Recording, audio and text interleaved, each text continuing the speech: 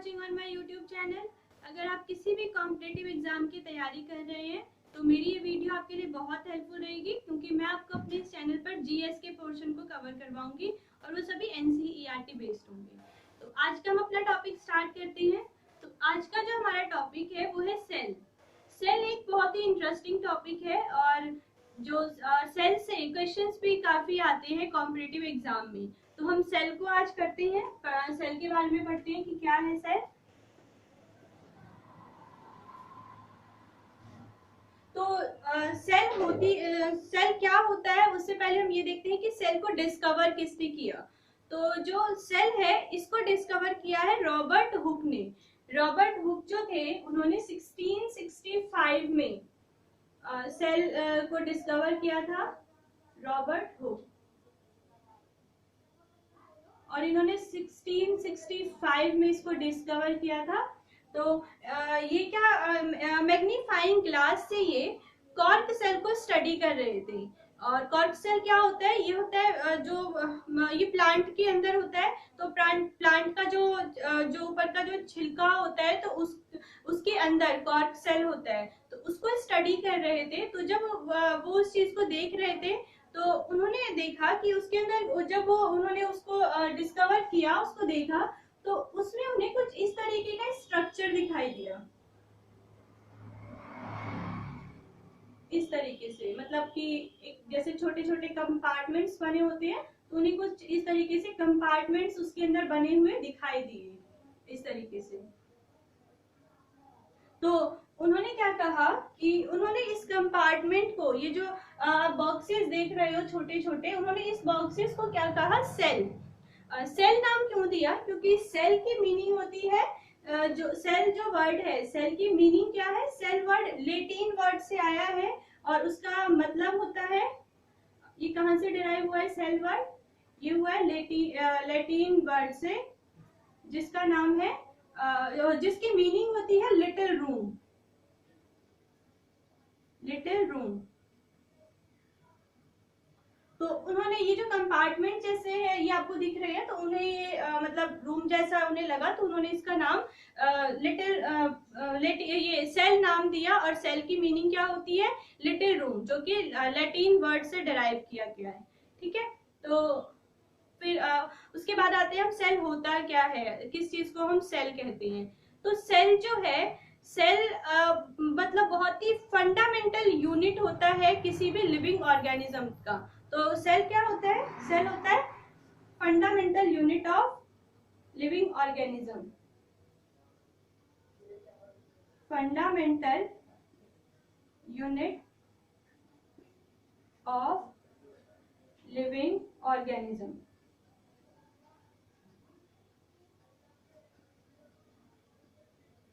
तो ये है सेल की डेफिनेशन कि सेल क्या होता है। तो सेल जो है ये फंडामेंटल यूनिट है किसी भी लिविंग ऑर्गेनिज्म को। और इसको डिस्कवर किसने किया? इसको डिस्कवर किया है रॉबर्ट हुक ने 1665 में। कॉर्क सेल को ये स्टडी कर रहे थे। ये कौन सा सेल था जिसको ये स्टडी कर रहे थे? ये था कॉर्क सेल, जो कि प्लांट्स के अंदर होता है। और ये नहीं दिखने में इन्हें लगा हनी कॉम जैसा। हनी कॉम क्या होता है? मधुमक्खी का छत्ता। तो उन्हें ये कुछ इस तरीके से लगा देखने में, तो इसीलिए उन्होंने इस कंपार्टमेंट को इन्होंने सेल नाम दिया। और सेल जो है, सेल की मीनिंग होती है लिटिल रूम, जो कि एक लैटिन वर्ड, सेल जो है एक लैटिन वर्ड है। और आज तक हम इसी नाम से जानते हैं सेल को। ठीक है, तो और सेल की डेफिनेशन क्या है? तो सेल होती है fundamental unit of living organism. Fundamental unit का मतलब क्या है? यूनिट मतलब क्या होता है? इकाई। मतलब कि सबसे बेसिक यूनिट जो होती है ना, उसको फंडामेंटल यूनिट उसी को कहती है। तो ऐसा मतलब रॉबर्ट हुक ने कहा कि कोई भी जो लिविंग ऑर्गेनिज्म होता है वो किससे बना हुआ होता है? वो बना हुआ होता है सेल से। तो every living organism has made up of cells. तो बेसिक यूनिट का क्या मतलब है? इसका मतलब है कि जितने भी लिविंग ऑर्गेनिज्म होते हैं वो इसी बेसिक यूनिट से पूरा का पूरा इनका स्ट्रक्चर बना होता है। तो एवरी लिविंग ऑर्गेनिज्म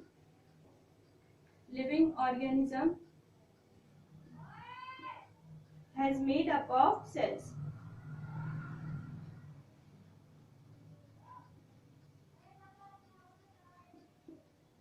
ठीक है, इसीलिए फंडामेंटल यूनिट कहा जाता है सेल को।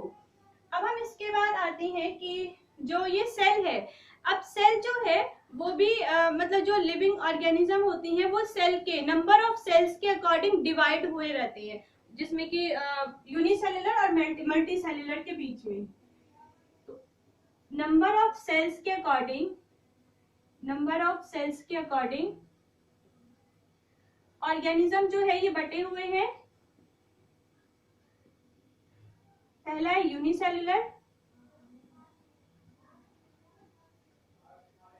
और दूसरा है हमारा मल्टी सेलुलर।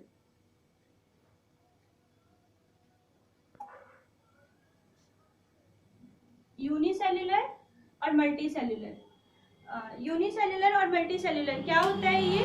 तो देखो सेल के अकॉर्डिंगली जो ऑर्गेनिज्म होते हैं वो बटे हुए होते हैं, कुछ होते हैं यूनिसेलुलर, कुछ होते हैं मल्टी सेलुलर।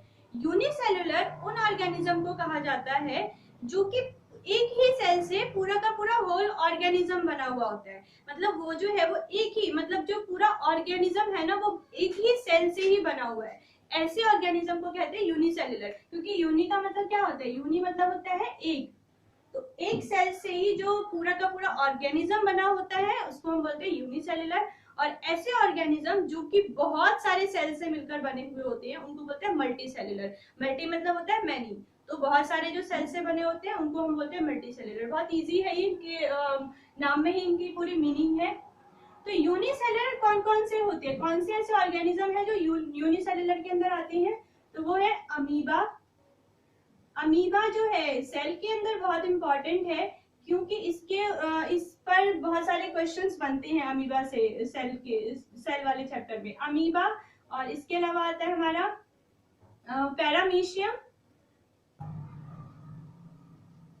पैरामीशियम और अमीबा। और इसके अलावा कौन कौन से होते हैं? इसके अलावा होता है हमारा एक क्लेमिडोमोनास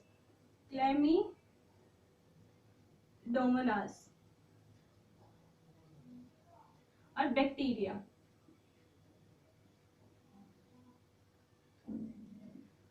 यूनिसेलुलर में आते हैं अमीबा, क्लेमिडोमोनास और पैरामीशियम और बैक्टीरिया, ये होते हैं यूनिसेलुलर। जिसमें से अमीबा पर क्वेश्चंस काफी आते हैं। तो ये एक ऐसे ऑर्गेनिज्म है जो एक ही सेल है और उसी सेल से पूरा का पूरा ऑर्गेनिज्म जो है वो बना हुआ है। मल्टी सेलुलर में कौन से आते हैं? तो मल्टी सेलुलर में जितने भी हायर एनिमल्स होते हैं, चाहे वो ह्यूमन हो, वो बर्ड हो, या फिर कोई भी मतलब एनिमल है, तो एनिमल के अंदर सभी आ जाते हैं, एनिमल और प्लांट।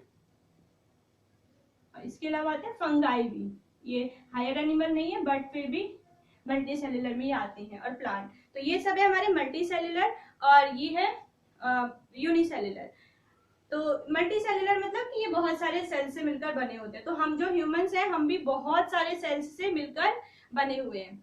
बट इसमें एक बहुत ही इंटरेस्टिंग फैक्ट है, वो ये है कि जितने भी मल्टी सेलुलर होते हैं, कोई भी ऑर्गेनिज्म है, चाहे वो यूनिसेलुलर है चाहे वो मल्टी सेलुलर है, वो सभी के सभी स्टार्टिंग में वो एक सेल से ही बने हुए होते हैं। मतलब स्टार्टिंग में वो सभी एक ही सेल होते हैं, चाहे मल्टी सेलुलर में मतलब हमारे अंदर लाखों करोड़ों सेल होते हैं, उससे भी ज्यादा होते हैं। बट हम सब भी जब बने हुए हैं तो हमारा भी जो स्टार्टिंग होगा वो एक ही सेल से होगा। तो जितने भी जैसे ह्यूमन ही है या कोई भी ऑर्गेनिज्म होता है, तो आपको पता है कि सबसे पहले वो एग होता है। और एग जो है, एग मतलब एग जो होता है वो यूनिसेलुलर होता है, चाहे वो कोई सा भी एग हो तो वो यूनिसेलुलर होता है। तो सभी का जन्म जो है वो उसी एग से होता है। इसीलिए जो मल्टी सेलुलर होते हैं वो सभी के सभी एक ही सेल से बने हुए होते हैं। तो every multi cellular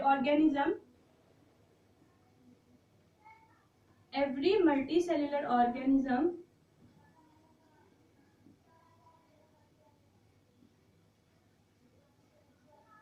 has come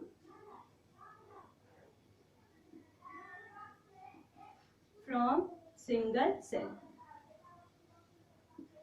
तो चाहे मल्टी सेलुलर हो चाहे यूनिसेलुलर हो, सभी जो है वो बने हुए होते हैं सिंगल सेल से। पर ये होता कैसे है, मतलब किस तरीके से एक ही सेल से पूरा का पूरा जो मतलब ऑर्गेनिज्म है, जिसमें कि हम लाखों करोड़ों अरबों सेल्स भी हो जाते हैं, तो वो किस तरीके से हो पाता है? तो वो क्या होता है कि जितने भी सेल्स होते हैं, जो भी सेल होता है वो जो नया सेल, उससे जो नया सेल बनता है, तो वो कोई भी नया सेल जो होता है वो प्री एग्जिस्टिंग सेल से बनता है, ठीक है। तो क्या होता है कि एवरी सेल्स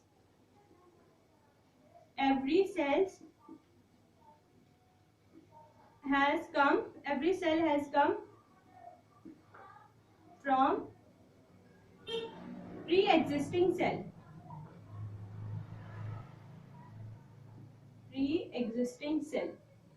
और ये किसने कहा था? ये डिस्कवर किया था विर्चो ने। तो विर्चो, जिस तरीके से रॉबर्ट हुक ने सेल को डिस्कवर किया, इसी तरीके से विर्चो जो थे उन्होंने ये बताया कि कोई भी जो मल्टी सेल्यूलर ऑर्गेनिज्म होता है वो सिंगल सेल से, और वो जो भी सेल, जो नई सेल जो बनती है वो बनती है किससे? प्री एग्जिस्टिंग सेल से। किस तरीके से? हम एक डायग्राम के थ्रू देखते हैं। और ये किसने बताया था? ये चीज बताई थी विर्चो ने। तो विर्चो ने थ्योरी दी थी, ठीक है, कि जितने जो भी सेल होते हैं वो प्री एग्जिस्टिंग सेल से ही बनते हैं। तो ये किस तरीके से बनते हैं हम डायग्राम के थ्रू देखते हैं। तो जैसे मान लीजिए कि एक सेल है, ठीक है, तो अब इससे नया सेल किस तरीके से बनेगा? तो यही जो है, यही इसी सेल से दो नए सेल बनेंगे, फिर इसी से फिर और नए सेल्स बनेंगे, जैसे इससे, इस तरीके से, फिर इससे और आगे बनते रहेंगे, जैसे ये दो है तो फिर इससे, और फिर इससे, इस तरीके से। तो इस तरीके से नए सेल्स जो है वो बनते रहते हैं। तो कुछ इस तरीके से जो सिंगल सेल है वो किस तरीके से मल्टी सेल में बदल जाता है, तो वो इस तरीके से बनता है, ठीक है। इसी को बोलते हैं प्री एग्जिस्टिंग सेल से नए सेल्स बनते हैं। तो ये थ्योरी दी थी किसने? ये दिया था विर्चो ने। तो ये भी क्वेश्चन आ जाता है। तो इसको आप ये, इसमें जितनी भी चीजें हैं वो मतलब एक एक मार्क्स के क्वेश्चन में आता है, कॉम्पिटेटिव एग्जाम में भी आते हैं, और वैसे जो मतलब 9th 10th में जो एग्जाम होता है तो उसमें भी ऐसे क्वेश्चन आते हैं। फिर हम देखते हैं नेक्स्ट पॉइंट, कि जितने भी सेल होते हैं, किसी भी तरीके का जो सेल होता है किसी भी ऑर्गेनिज्म का, वो चाहे यूनिसेल्युलर हो या फिर मल्टी सेल्युलर हो, क्या ये जो सेल होते हैं ये अपना शेप और साइज क्या ये चेंज करते हैं या फिर एक ही जैसा रहता है? तो शेप और साइज में क्या चीज है कि जो सेल होते हैं क्या ये अपना शेप चेंज करते हैं या नहीं करते हैं? Shape and size. तो कुछ ऐसे सेल होते हैं जो कि अपना शेप और साइज चेंज करते हैं, और कुछ जो है वो नहीं करते हैं। तो जो करते हैं उनका हम नाम देखते हैं पहले, कि जो शेप और साइज अपना चेंज करते हैं उसमें कौन कौन से आते हैं? उसमें आते हैं अमीबा और व्हाइट ब्लड सेल्स। तो अमीबा और व्हाइट ब्लड सेल्स ये ऐसे सेल हैं जो कि अपना मतलब शेप और साइज चेंज करते रहते हैं। अच्छा, अमीबा और डब्ल्यूबीसी में क्या अंतर है?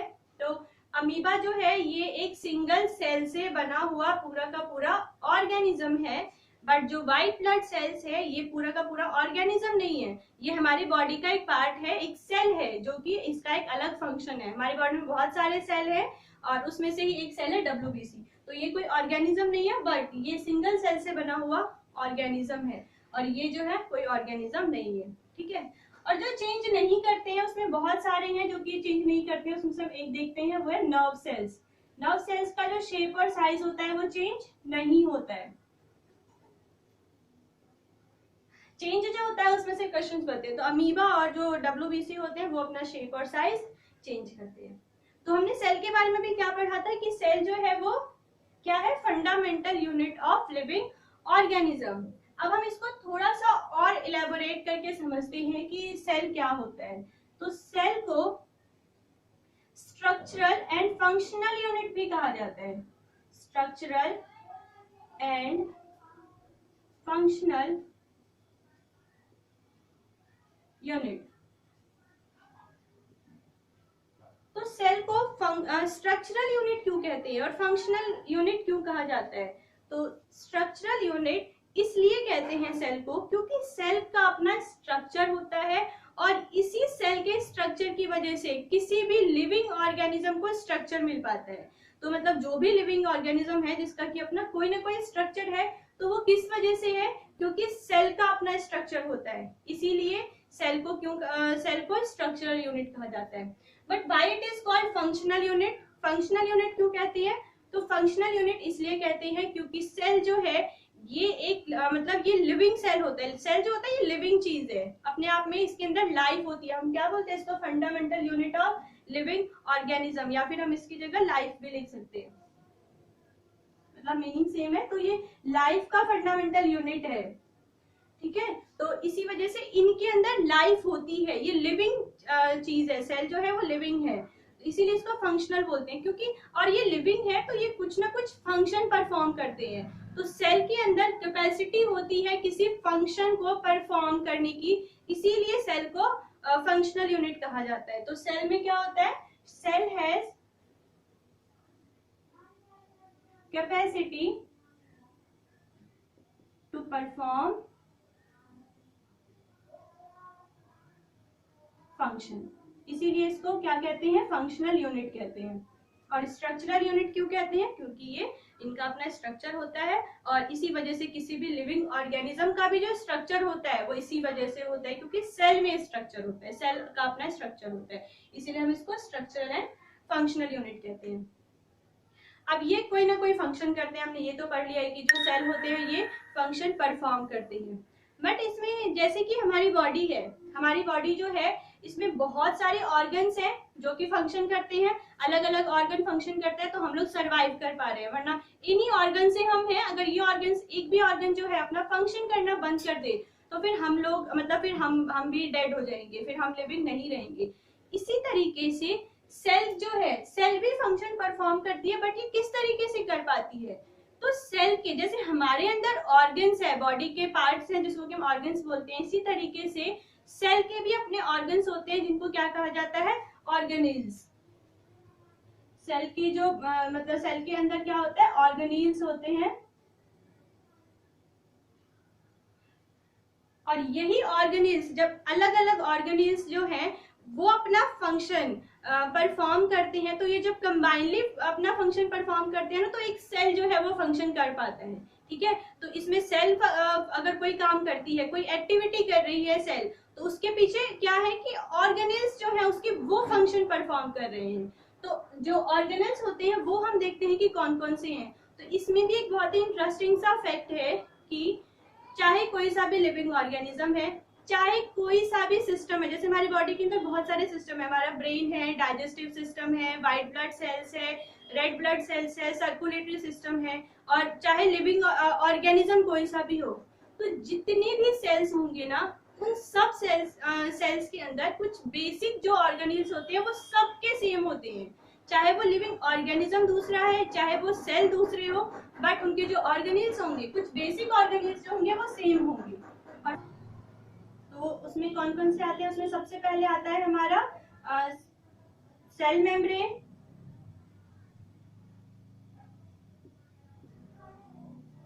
सेल मेम्ब्रेन को प्लाज्मा मेम्ब्रेन भी कहा जाता है, ठीक है।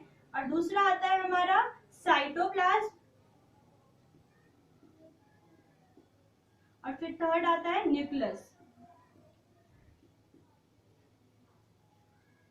Nucleus, cell membrane, cytoplasm, nucleus, ये ऐसे ऑर्गेनेल्स हैं जो कि सभी सेल्स के अंदर होते हैं। और इसके अलावा भी बहुत सारे ऑर्गेनेल्स हैं जो कि हम आगे पढ़ेंगे, बट ये तीन जो है ये सभी सेल्स के अंदर होते हैं, ठीक है। और इसको हम बहुत ही डिटेल में पढ़ेंगे, इनके क्या क्या फंक्शन है। हमने देखा ना कि ये फंक्शन कर पाते हैं, ये फंक्शन करते हैं, इसी वजह से सेल फंक्शन कर पाता है, ठीक है। तो इनका क्या क्या फंक्शन है, सबका अपना बहुत ही अलग फंक्शन है, अलग तरीके से काम करती है, और वो बहुत इंपॉर्टेंट है जानना। तो इसको हम अलग अलग वीडियो में फंक्शंस को इन ऑर्गेनेल्स को देखेंगे कि क्या क्या फंक्शन करते हैं। तो ये हमारा आज का टॉपिक है सेल। तो इसमें हमने क्या क्या पढ़ा? हमने पढ़ा कि इसको डिस्कवर किसने किया? तो इसको डिस्कवर किया रॉबर्ट हुक ने 1665 में। और किस तरीके से किया? तो ये कॉर्क सेल जो कि प्लांट के अंदर होता है उसको डिस्कवर कर रहे थे, और उन्होंने देखा कि वो हनी कॉम्ब जैसा है, एक अलग अलग डिपार्टमेंट जैसा है, और इस डिपार्टमेंट को इन्होंने सेल नाम दिया, ठीक है। और ये सेल वर्ड आया कहाँ से है? तो ये आया लैटिन वर्ड से, और इसकी मीनिंग होती है लिटिल रूम, और लिटिल रूम की तरह ये लग भी रहा है। और सेल की डेफिनेशन क्या है? It is the fundamental unit of life और लिविंग ऑर्गेनिज्म। अच्छा, एक चीज और है समझने की कि हमने कहा है कि fundamental unit of living organism और लाइफ, तो बायोलॉजी में हम ये पढ़ रहे हैं कि किसी भी ऑर्गेनिज्म का जो फंडामेंटल यूनिट है वो है सेल। बट हमने केमिस्ट्री में एक चीज पढ़ी है कि कोई भी जो मैटर होता है वो बना हुआ होता है एटम से। उसका जो बेसिक यूनिट है, सबसे बेसिक यूनिट होता है एटम। बट यहाँ हम पढ़ रहे हैं सेल्स। तो इसमें क्या दोनों में डिफरेंस है, मतलब दोनों में क्या अंतर है, ठीक है। तो इसमें इनमें ये अंतर है कि देखो जो एटम है वो ठीक है कि कोई भी चीज है, जो कोई भी मैटर है वो बना हुआ होता है किससे, एटम से मिलकर बना हुआ होता है। उसकी सबसे बेसिक यूनिट एटम होती है। बट सेल में क्या है कि सेल भी बेसिक यूनिट है लिविंग ऑर्गेनिज्म की, बट ये एटम से किस तरीके से अलग है। तो सेल जो होता है ना ये एक लिविंग पार्ट है। सेल जो है ये क्या है, ये एक लिविंग यूनिट है, मतलब फंडामेंटल लिविंग यूनिट है लिविंग किसी भी ऑर्गेनिज्म की, ठीक है।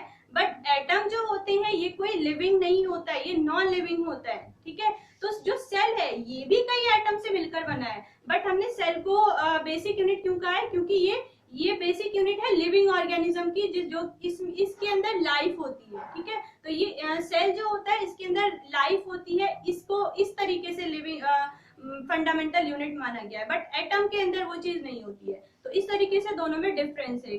तो अगर अगर मतलब ये क्वेश्चन आता है कि किस तरीके से दोनों अलग हैं, तो सेल जो है वो लिविंग है बट एटम लिविंग नहीं है। तो ये है हमारा फिर टॉपिक। और फिर हमने ये देखा नंबर ऑफ सेल के अकॉर्डिंग बने हुए हैं, यूनिसेलुलर, मल्टी सेलुलर। और फिर उसके बाद ये जो थ्योरी है कि जितने भी मल्टी सेलुलर होते हैं ऑर्गेनिज्म, ये सब भी कहीं ना कहीं सिंगल सेल से ही बने हुए होते हैं, ठीक है। और उसके बाद जो भी, और ये थ्योरी दी किसने है, तो ये दी है विर्चो ने। बहुत इंपॉर्टेंट है ये विर्चो, इस पर क्वेश्चन आता है। तो विर्चो ने ये थ्योरी दी है। फिर हमने देखा शेप और साइज, तो कुछ बदलते हैं कुछ नहीं बदलती हैं। और ये स्ट्रक्चरल एंड फंक्शनल यूनिट क्यों कहा जाता है, तो ये, ठीक है। Thank you for watching.